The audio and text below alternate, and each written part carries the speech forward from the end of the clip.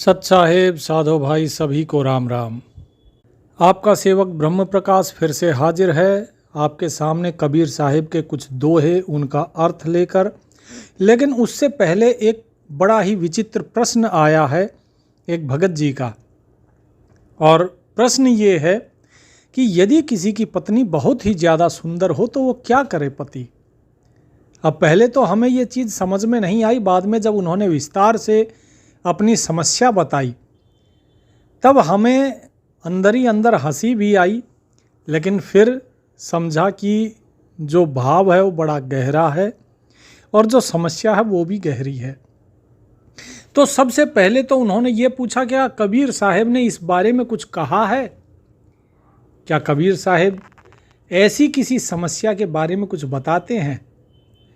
अगर बताते हैं तो कृपया उनके दोहों के माध्यम से हमें समझाइए कि क्या किया जाना चाहिए। तो साधो भाई कबीर साहब कहते हैं कि कभी भी जीव को हीन भावना नहीं रखनी चाहिए, कभी भी। क्योंकि होता क्या है कि जब भी हम कभी विवाह करते हैं तो विवाह के समय हम ये देखते हैं कि जो लड़की है वो सुंदर हो। अगर लड़की सुंदर ना मिले तो भी समस्या, और यदि कन्या सुंदर हो तो और ज़्यादा समस्या। क्योंकि लड़की सुंदर ना हो तो बोले भाई दिखाएं किसको, और लड़की सुंदर हो तो फिर लोग वैसे ही देखते हैं। तो ये बड़ी समस्या है आज के कलयुग में। और भगत जी का प्रश्न जो है आज के समय में बड़ा ही प्रासंगिक है। तो साहिब कहते हैं कि कभी भी हीन भावना नहीं रखनी चाहिए व्यक्ति को। अक्सर व्यक्ति के अंदर हीन भावना आ जाती है कि भाई मेरी पत्नी बड़ी सुंदर है और लोग ताक रहे हैं, लोग देख रहे हैं। जिस प्रकार से कहीं गेंदे का फूल होगा, कहीं गुलाब का फूल होगा, तो जाहिर सी बात है जो अच्छी चीज़ होगी उसकी तरफ सभी आकर्षित होते हैं। ये तो इस प्रकृति का नियम है। लेकिन इसमें किसी को हीन भावना रखने की ज़रूरत नहीं है। वहीं जब वो सुंदर स्त्री ये देखेगी आपकी पत्नी कि लोग उसकी तरफ देख रहे हैं, उसे अपने ऊपर गर्व महसूस होता है कि हाँ मैं सुंदर हूँ। आपके लिए ये सुंदरता एक वरदान भी है। लेकिन यही सुंदरता यदि गलती कुछ की जाए तो एक गलती इसी सुंदरता को अभिशाप भी बना सकती है। तो कबीर साहब जो कहते हैं उसको समझिए।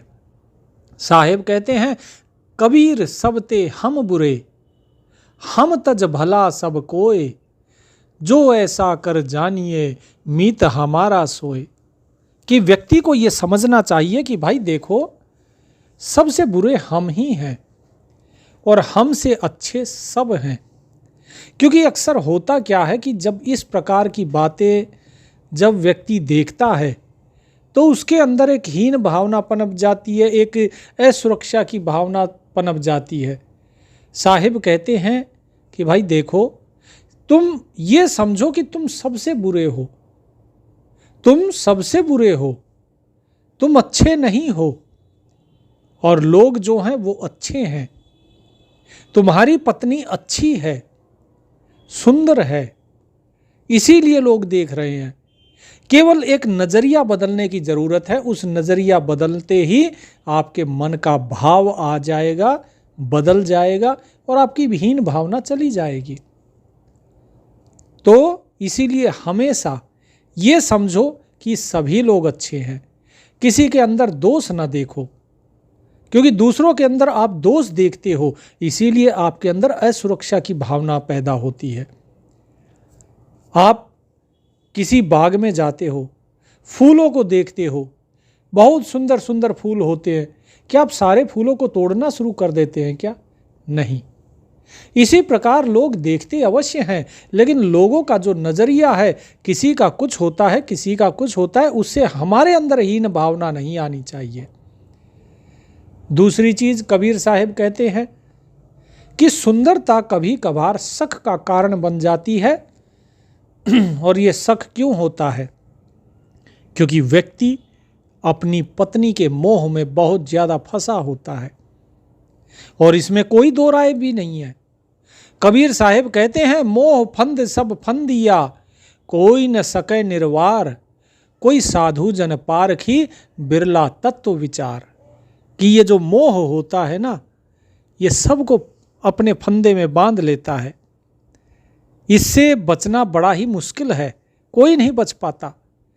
बचते हैं तो केवल जो साधु जन होते हैं, जो पारखी होते हैं, क्योंकि वो बिरला ही व्यक्ति होता है जो वास्तविक तत्व को विचारता है। नहीं तो सभी के सभी इस मोह में फंसते हैं। तो सुंदरता को हर कोई देखता है, उससे कोई विवेकी ही होता है जो बचता है। जो केवल ये देखता है कि भाई हाड़ चाम का शरीर है, तो देखते सभी हैं।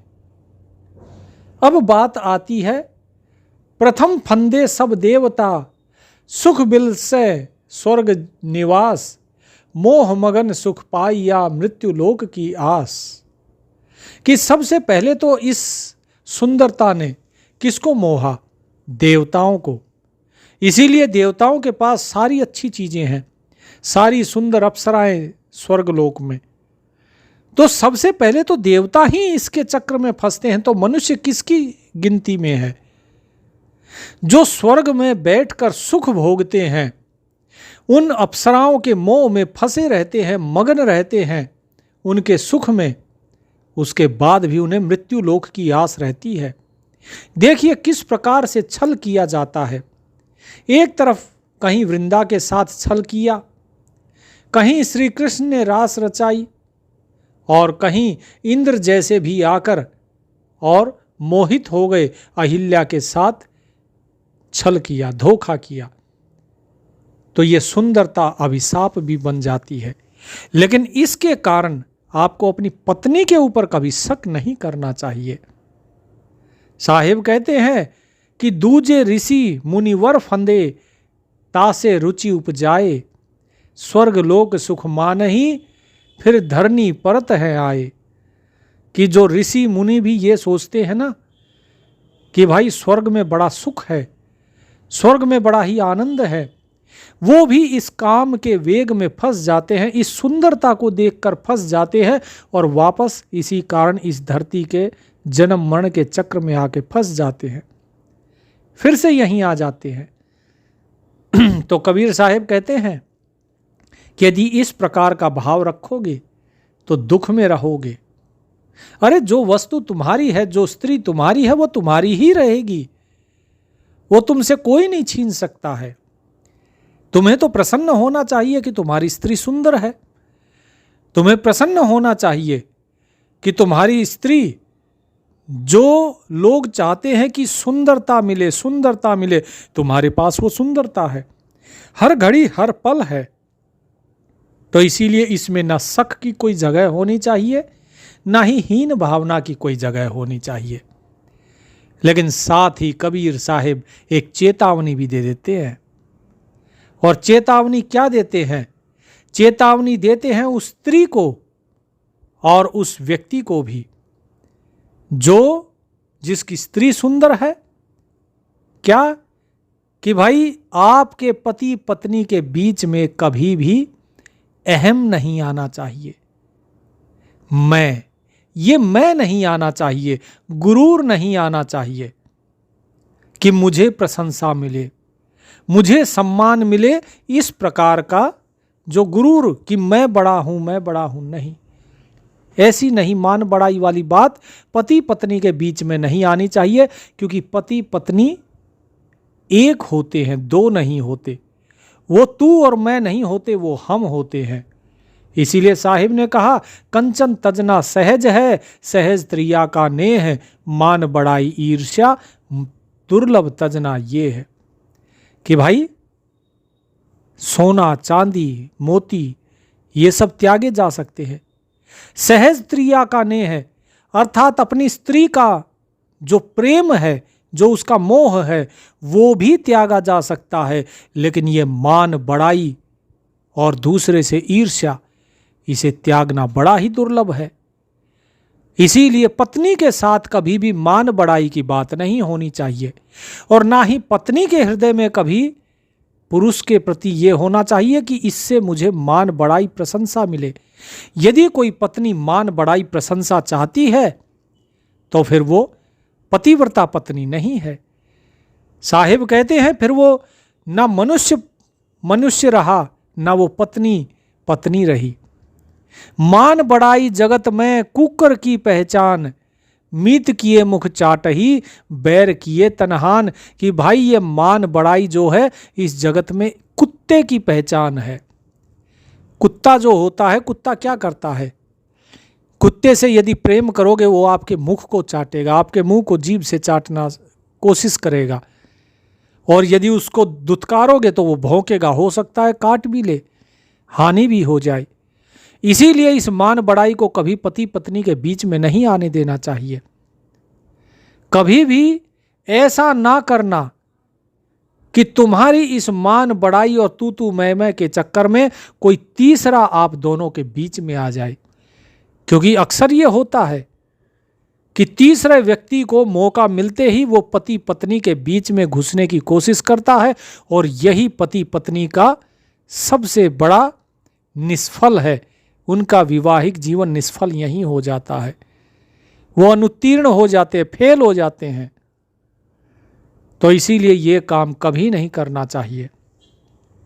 इसके साथ ही साथ साहिब फिर कहते हैं कि पति पत्नी को चाहिए कि एक दूसरे का सम्मान करें।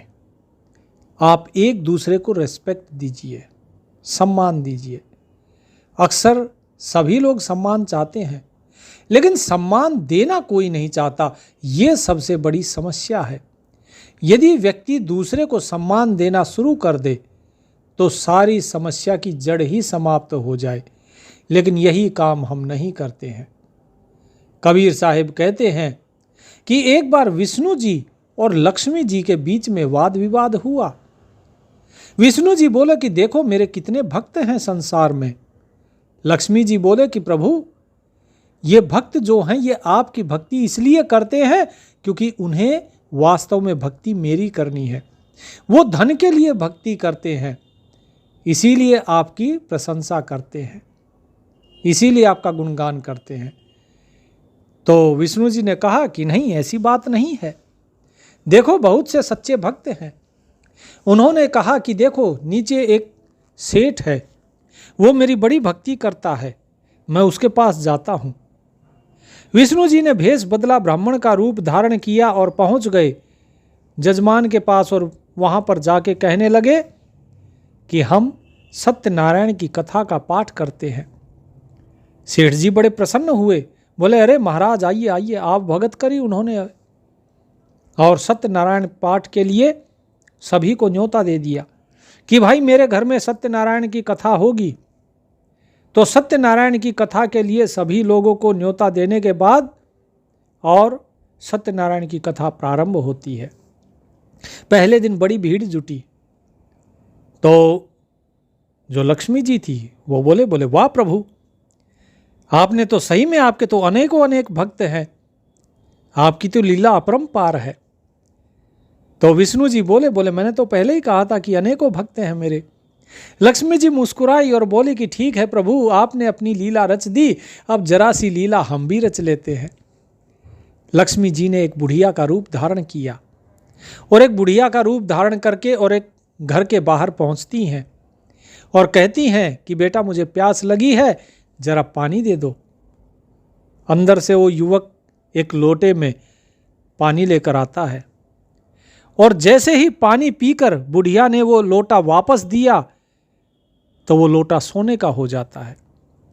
वो व्यक्ति बड़ा आश्चर्यचकित होता है कि अरे सोने का हो गया लोटा। बुढ़िया का ये जो चमत्कार था लक्ष्मी जी का, ये सभी जगह गांव में प्रसिद्ध हो जाता है धीरे धीरे। और अगले दिन जब सत्यनारायण की कथा होती है तो पता चला सभी लोग उस बुढ़िया को ढूंढ रहे हैं, और सत्यनारायण की कथा में कोई भी नहीं। अब जो सेठ जी थे वो सोचे कि भाई अब यहाँ तो कोई है नहीं, तो क्या किया जाए। उन्होंने सोचा क्यों ना एक काम किया जाए कि उन बुढ़िया को मैं अपने घर लेकर आता हूँ, अगर वो मेरे महल को छू देंगी तो मेरा महल भी सोने का हो जाएगा।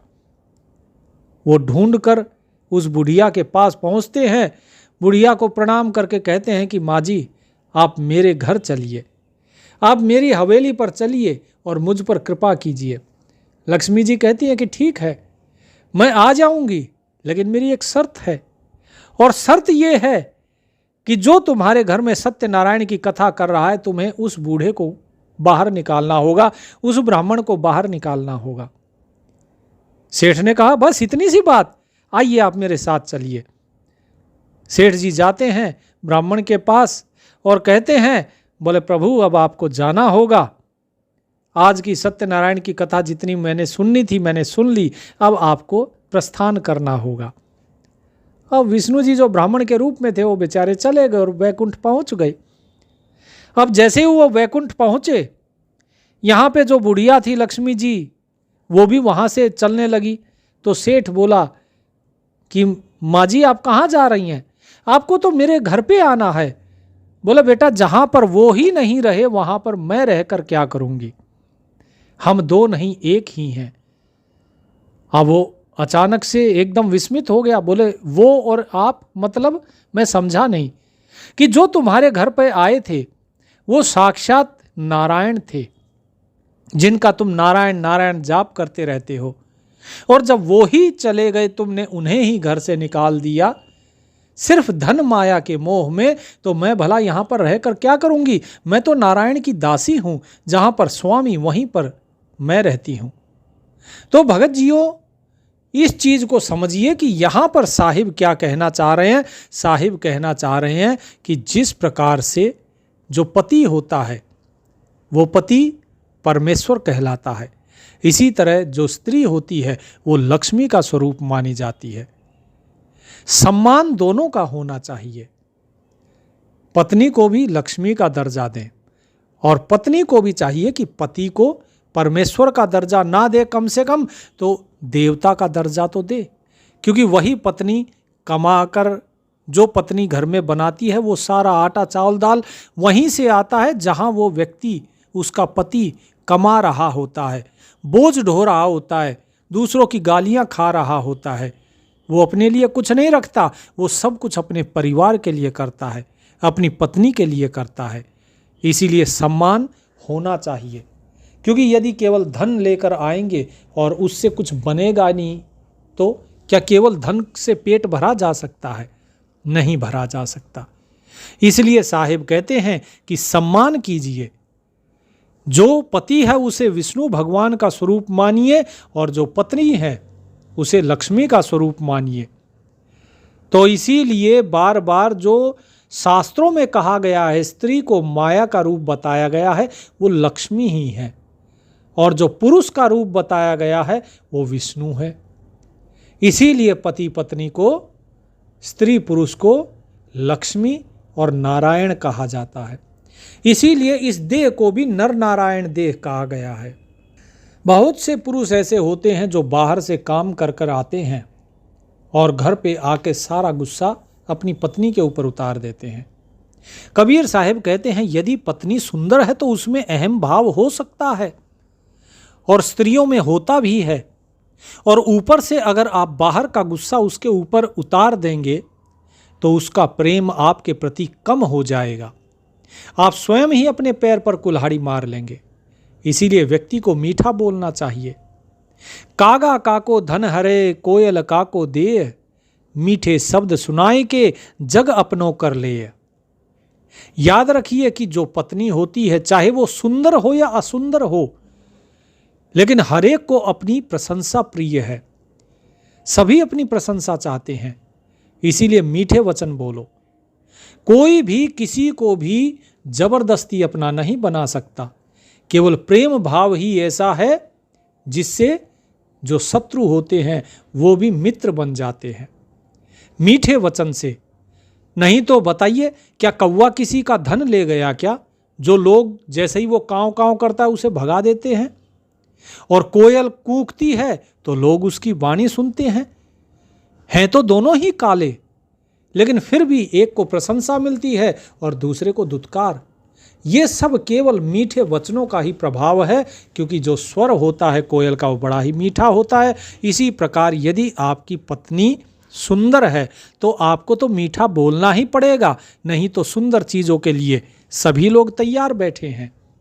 इसके बाद कबीर साहब कहते हैं कि भाई अगला उपाय जो है जो एक व्यक्ति को, एक पति को करना चाहिए वो है कि कभी भी पति पत्नी के बीच में कोई विवाद अगर है तो आपस में कोई भी सीक्रेट ना रखे, जो गुप्त ना रखे किसी चीज को। विवाद की जो जड़ है उसे गुप्त ना रखा जाए। अक्सर लोगों की आदत होती है कि वो ऊपर से मीठा बोलते हैं लेकिन मन ही मन वे कुढ़ते रहते हैं, मन ही मन वो दूसरे के प्रति ईर्ष्या रखते हैं, द्वेष रखते हैं। ऐसा नहीं होना चाहिए। पति पत्नी के बीच में ऐसा कभी नहीं होना चाहिए, क्योंकि पत्नी को अर्धांगिनी कहा गया है, वो आपका आधा अंग है। यदि आप उनसे अगर नफरत करोगे या उनके प्रति आपके मन में कपट भाव होगा तो कष्ट आपको भी पहुंचेगा, आपका जीवन कभी सुखी नहीं रहेगा। ठीक इसी प्रकार यदि पत्नी के मन में कोई कपट भाव होगा तो वो कभी प्रसन्न नहीं रह सकेगी। इसीलिए कबीर साहिब कहते हैं कि यदि आपकी पत्नी सुंदर है और आपके मन में उसके प्रति किसी भी प्रकार का भाव है, अक्सर होता क्या है, सुंदर स्त्री यदि किसी से बाहर बात करती है, हंसती बोलती है, लोगों के मन में असुरक्षा और शक्कीपना उभर के आ जाता है। व्यक्ति को चाहिए कि अपने मन में कपट भाव ना रख के इस बात को सामने बैठकर आपस में और इस पर चर्चा करें कि कौन सी चीज़ है जो आपको कष्ट दे रही है, और पत्नी को भी ये चीज़ समझनी चाहिए कि कौन सी मेरी ऐसी हरकत या बातें हैं जिससे पति को कष्ट हो रहा है। तभी आपका जीवन सुखमय होगा। हमें कभी अपने मैं के लिए नहीं काम करना चाहिए, हमें बात करनी चाहिए हमारे लिए, हमारे परिवार। तो साहिब यहाँ कहते हैं, कबीर तहाँ ना जाइए जहाँ कपट का हेत, जानो कली अनार की तन राता मन सेत। कि भाई ऐसी जगह पे व्यक्ति को नहीं ठहरना चाहिए जिस प्रकार बाहर कोई आपका मित्र है उसके पास कभी मत जाओ जिसके मन में कपट हो और ऊपर से प्रेम दिखाता हो। जिस प्रकार अनार ऊपर से लाल दिखता है, जो कच्चा अनार होता है, जो कली होती है अनार की, ऊपर से लाल लेकिन अंदर से जब तोड़ोगे तो सफ़ेद ही सफ़ेद, उसमें कोई रंग नहीं। ठीक इसी प्रकार जो स्त्री होती है और जो पुरुष होता है उन्हें भी अपने मन और अपने वचन, इन दोनों में समानता रखनी चाहिए। ऐसा नहीं कि मन में कुछ और है और बाहर कुछ और। कबीर तहाँ न जाइए जहाँ न चोखा चित्त, पर पूटा अवगुण घना मोहड़े ऊपर मित।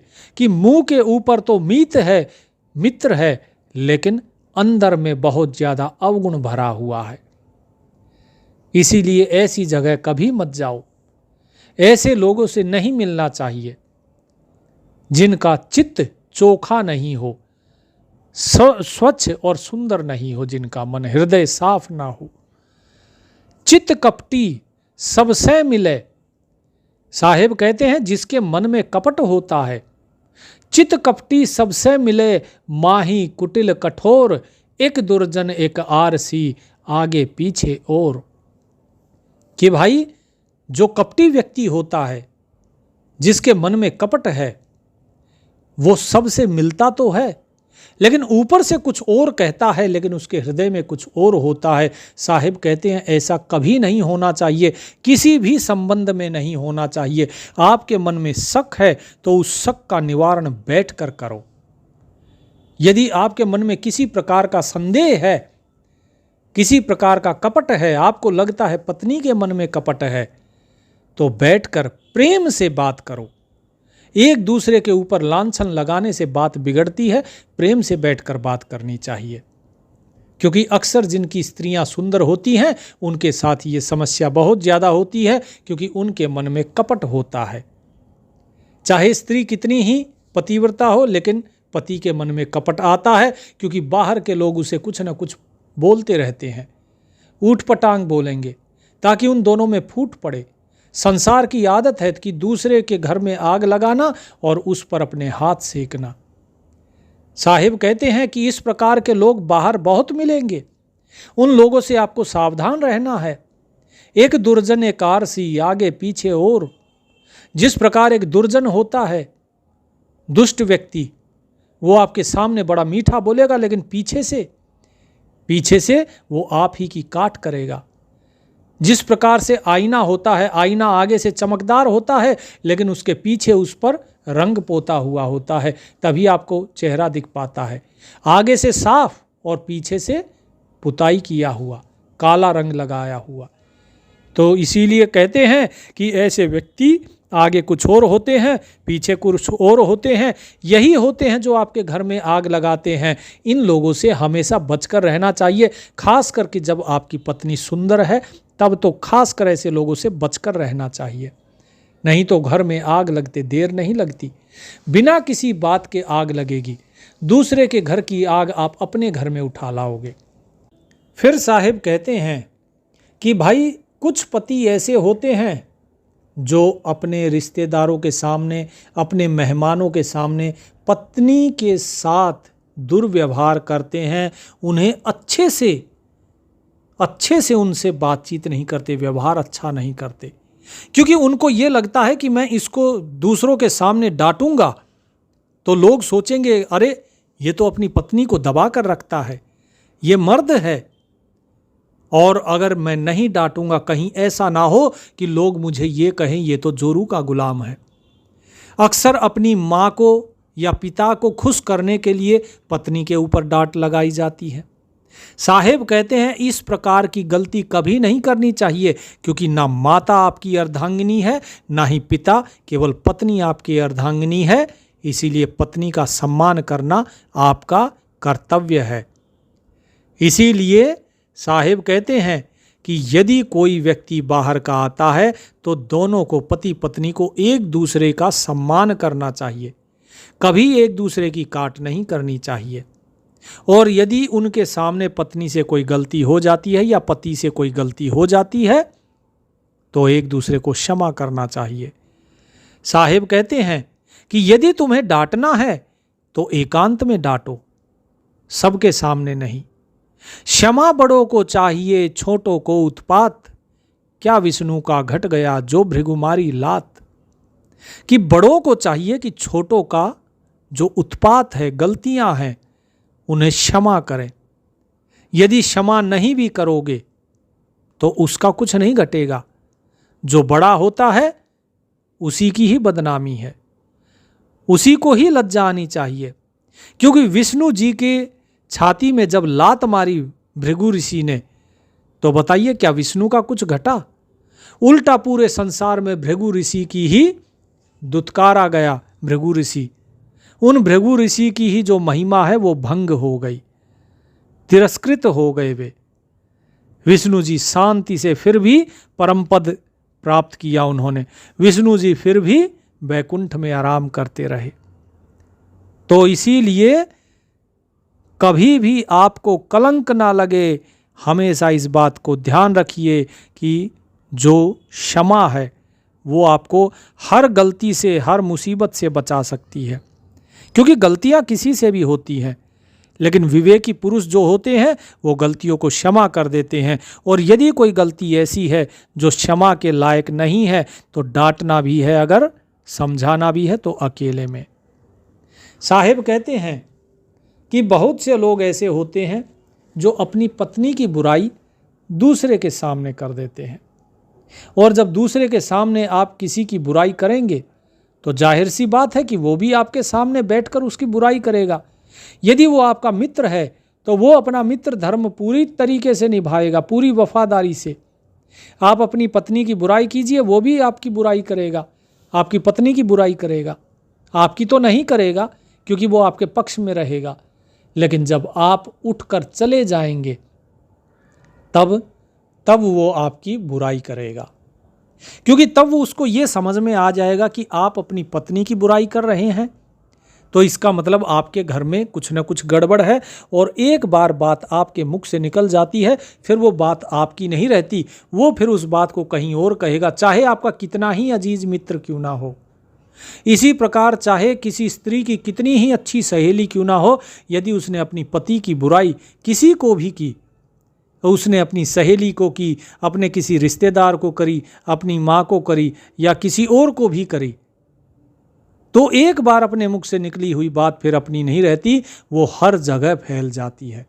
जिस जिसके पास वो जाएंगे वो उस बात को फिर मिर्च मसाला लगा कर बताएंगे, बढ़ा चढ़ा कर बताएंगे। तो इसीलिए कभी भी पति की बुराई नहीं करनी चाहिए जो आपका भरण पोषण करता है, कमा के लाकर खिलाता है। कभी भी पत्नी की बुराई नहीं करनी चाहिए जो आपके घर को घर बनाती है। वो मकान होता है लेकिन उस मकान को घर बनाने वाली पत्नी होती है। उसको सजाने वाली पत्नी, जो धन आप लाते हो उस धन से भोजन बनाकर आपका पेट भरने वाली वो पत्नी होती है। इसीलिए 2-4 लोगों में बैठकर उसकी बुराई करके स्वयं की वाहवाही सुनना ये मूर्खों का काम होता है। ये जो अच्छा व्यक्ति होता है वो नहीं करता। कबीर साहब कहते हैं आपको सिर्फ इतना ही सोचना चाहिए कि कबीर सबते हम बुरे, हमसे भला सब कोय, जो ऐसा कर जानिए मीत हमारा सोए। कबीर साहब कहते हैं हमारा मित्र तो वो नहीं है जो दूसरे की निंदा करे, हमारा मित्र वो है जो ये कहे कि भाई सामने वाले में गलती नहीं, गलती हमारे अंदर ही है। जरा सोचिए, यदि आप स्वयं की गलती मानेंगे ना होते हुए भी तो सामने वाले के पास आपका सम्मान करने के अलावा कोई दूसरा विकल्प बचता ही नहीं। इसीलिए कभी भी इस प्रकार का कार्य ना करें। किसी की निंदा किसी के सामने भी, चाहे वो पत्नी की निंदा हो चाहे पति की निंदा। अगला कबीर साहब बताते हैं कि भाई बहुत से लोगों के अंदर लोभ रहता है, स्त्रियों के अंदर लोभ रहता है, क्योंकि सुंदर हैं तो वो चाहती हैं कि सुंदर हैं तो हमारे अंगों के ऊपर गहने हो, स्वर्ण हो, अच्छा कपड़ा हो, साड़ी अच्छी हो। अब साहिब कहते हैं कि ये बड़ी ही आम बात है कि लोग धन के लिए झगड़ते हैं। पति पत्नी के बीच में झगड़ा होता है, कितना धन कमाया, कहाँ गया, कहाँ खर्च किया, आप मुझे धन नहीं देते हैं। इस प्रकार का काम कभी भी पत्नी को नहीं करना चाहिए। धन कमाने वाले का ही अधिकार धन पर होता है। जिस प्रकार घर की स्वामिनी स्त्री होती है, इसी प्रकार घर का स्वामी पुरुष होता है। धन उसी के पास होना चाहिए। वो कितना कमाता है, कितना नहीं कमाता है, ये ना तो कभी पुरुष को अपनी स्त्री को बताना चाहिए और ना ही किसी स्त्री को इस चीज़ के बारे में अपने पति से पूछना चाहिए। जिस प्रकार स्त्रियों की उम्र नहीं पूछी जाती, इसी प्रकार कभी भी पति से उसकी कमाई नहीं पूछी जाती, क्योंकि उसको कमाने का अधिकार है तो उसे रखने का भी अधिकार है। और ये एक बहुत आम बात है झगड़े का। भगत जियो, यदि इस बात को आज के समय में आप देखेंगे कलयुग में, तो कलयुग में ये चीज़ बड़ी प्रचलन पे है, क्योंकि हर एक पत्नी को ये चाहिए कि मेरे पति ने कितना कमाया, मेरे पति की कमाई कहाँ गई, मेरे पति ने पिछली बार इतनी उसको तनख्वाह मिली थी, सैलरी मिली थी, वो कहाँ गई। एक एक पैसे का वो हिसाब चाहती हैं और यही घर में एक झगड़े का कलह का कारण बनता है। और ये झगड़ा ऐसा होता है जिसे पति कभी बांटता नहीं किसी के साथ, वो अंदर ही अंदर इसको पीता रहता है और फिर एक दिन ये झगड़ा बहुत प्रबल होके उग्र होके निकल के आता है जिसका कोई समाधान नहीं होता। इसीलिए कबीर साहब कहते हैं कि ऐसा लालच कभी नहीं आना चाहिए स्त्री के मन के अंदर। तृष्णा सींची ना बुझे दिन दिन बढ़ती जाए, जब आशा का रूख ज्यों घना मेह कुमलाए। कि भाई जिस प्रकार जो जवासा का रूख होता है उसको अगर पानी दिया जाता है, पानी अगर नहीं मिले तो वो फूलता रहता है, लेकिन यदि उसे पानी दे दिया जाए तो वो मुरझा जाता है। ठीक इसी प्रकार जो तृष्णा है, इस तृष्णा को भी अगर आप सींचना शुरू कर दोगे तो ये मत सोचो कि ये तृष्णा की इस लालच की आग आपकी बुझ जाएगी, नहीं, ये दिन दिन बढ़ती जाएगी। आप पानी डाल रहे हो बुझाने के लिए, लेकिन वो उल्टा काम करेगी। तो इसीलिए साहिब कहते हैं, कबीर औंधी खोपड़ी कबहू थापे ना है, तीन लोक की संपदा कब आवे घर माहे। फिर उसके बाद स्त्री के मन में इतना लालच आ जाता है कि फिर केवल उसे वो तनख्वाह नहीं चाहिए, वो जो आपने कमाई करी है आपकी आमदनी से, उसका पेट नहीं भरेगा। फिर उसके मन में ये होगा और आए घर में, और आए। और जिस प्रकार उल्टी खोपड़ी, उल्टा जो खप्पर होता है, उसे उल्टा कर दिया जाए तो वो कभी भरता नहीं है, कितना ही उसमें पानी डालो। किसी बर्तन को उल्टा कर दोगे, क्या वो भरेगा? नहीं भरेगा।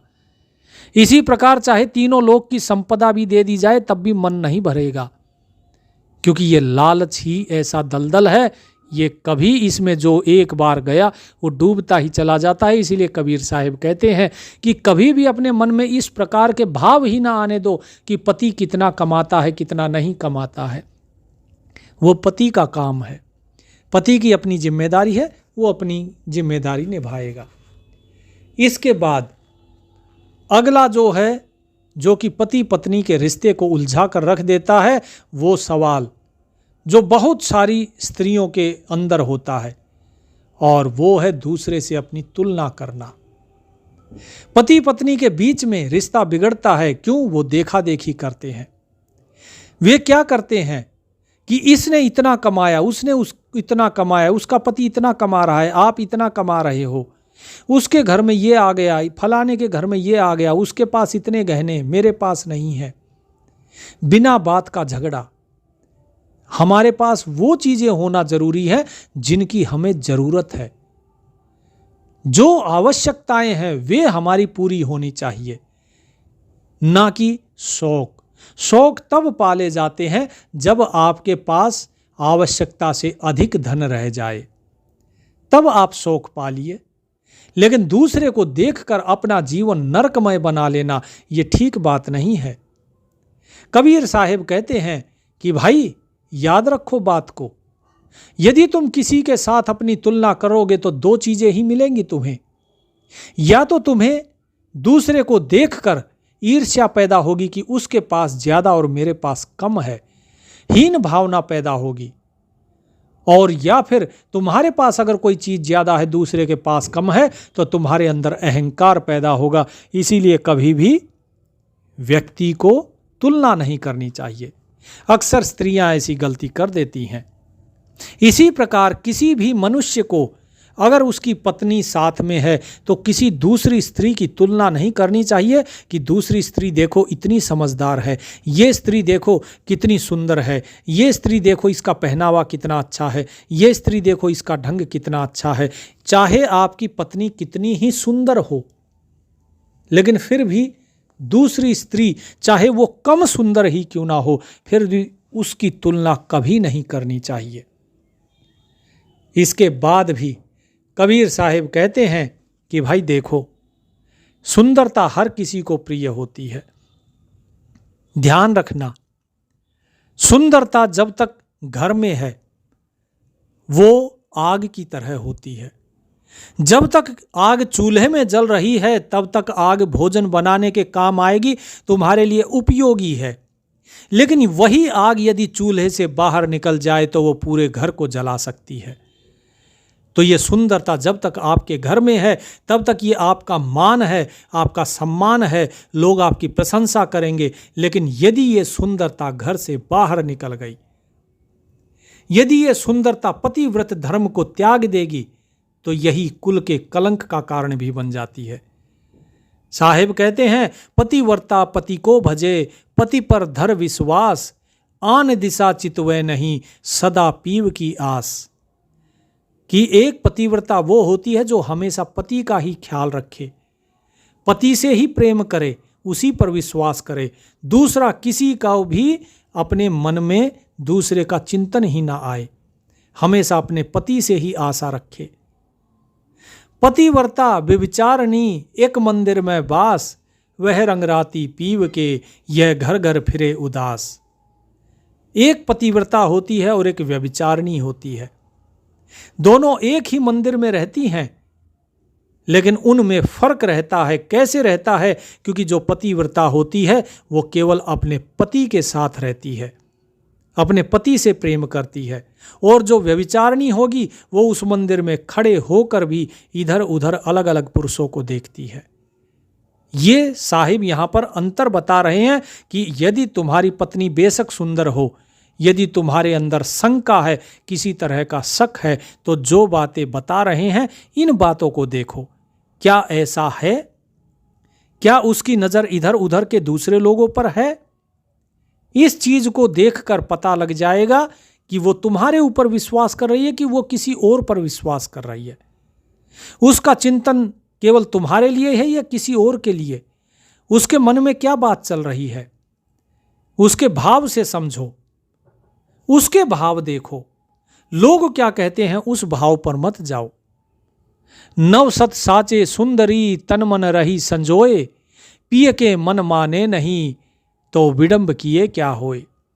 कबीर साहिब कहते हैं कि चाहे कोई कितनी ही सुंदर हो, कितनी ही बड़ी सुंदरी क्यों ना हो, नव सत साचे, नव माने 9, सत माने 7, अर्थात 9 7 16, कि चाहे कोई स्त्री 16 श्रृंगार कर रही हो, अपने तन मन को खूब प्रसन्न कर रही हो, खूब सुंदर बना रखा हो, लेकिन यदि वो अपने पिय के मन माने नहीं, लेकिन यदि वो अपने पति के मन पर अगर नहीं चढ़ सकती, यदि वो पति के मन को नहीं भा सकती, तो फिर लाखों चाहे आप जतन कर लो, कितनी ही सुंदरता करने की कोशिश कर लो, फिर कोई फायदा नहीं होता, फिर वो सब पाखंड है। इसीलिए तन नहीं, पति के मन को जानो, पति के भाव को जानो। तुम्हारी सुंदरता तुम्हें संसार में सुंदर बता सकती है, लेकिन पति के सामने सुंदर तभी होगी जब पति का मन प्रसन्न रहेगा। तो कबीर साहिब ने यहाँ पर जो बातें बताई वही इस दास ने दोहों के माध्यम से आपको बताई है कि यदि किसी की पत्नी सुंदर है तो उसको मन में कभी बहसबाजी, शक, एक दूसरे की चुगली निंदा ये सब नहीं करनी चाहिए। पत्नी को भी कभी भी पति का इस प्रकार से अनादर नहीं करना चाहिए। अपनी सहेलियों के बीच में उसकी जो आमदनी है बार बार टोकना नहीं चाहिए, वो नहीं लेनी चाहिए। बाहर का जो परपुरुष है उसके साथ ज़्यादा हंस बोल ये अच्छा नहीं होता, क्योंकि सुंदरता जो होती है उसके साथ साथ जिम्मेदारी भी आती है। जिस प्रकार किसी व्यक्ति का ओहदा बढ़ता है, पद बढ़ता है, तो उसके पद के साथ साथ उसको शक्तियां भी मिलती हैं और उसकी जिम्मेदारियां भी बढ़ती है। इसीलिए यदि परमात्मा ने आपको सुंदर बनाया है तो आपके ऊपर इस सुंदरता को संभाल के रखने की जिम्मेदारी भी उतनी ही ज़्यादा है, ताकि ये सुंदरता घर की प्रशंसा, घर की प्रतिष्ठा का कारण बने, कलंक का नहीं। ये भी स्त्री को ध्यान रखना चाहिए। और यदि उसके बाद भी ऐसा हो कि व्यक्ति को ये लगे कि नहीं अब बात बिगड़ रही है, और जो कबीर साहिब ने बताया है पतिव्रता के बारे में, कोई स्त्री इससे परे जा रही है, व्यभिचार के बारे में जो बात बताई, अगर इन चीज़ों के ऊपर कुछ पति को लगता है कि हाँ गड़बड़ है बात, दोनों को बैठ के बात वहीं पर सुलझा लो। किसी तीसरे को बीच में नहीं लाना, क्योंकि तीसरा बात को बिगाड़ेगा, और उसके बाद भी अगर नहीं सुलझती है तो फिर जो व्यक्ति आपका नहीं है वो आपका नहीं हो सकता। तो इसीलिए कोशिश कीजिए, बात को समझाइए, आपस में समझिए, साथ में मिलकर चलिए, जीवन को सुखमय बनाइए, आनंदमय बनाइए। जो सुंदरता है उसका आनंद लीजिए, उस सुंदरता को श्राप मत बनने दीजिए। उसे वरदान बनाया है परमात्मा ने, तो वरदान ही रहने दीजिए। उम्मीद करता हूँ बात आप सभी को समझ आई होगी। परमात्मा आप सभी का कल्याण करें। सत साहिब।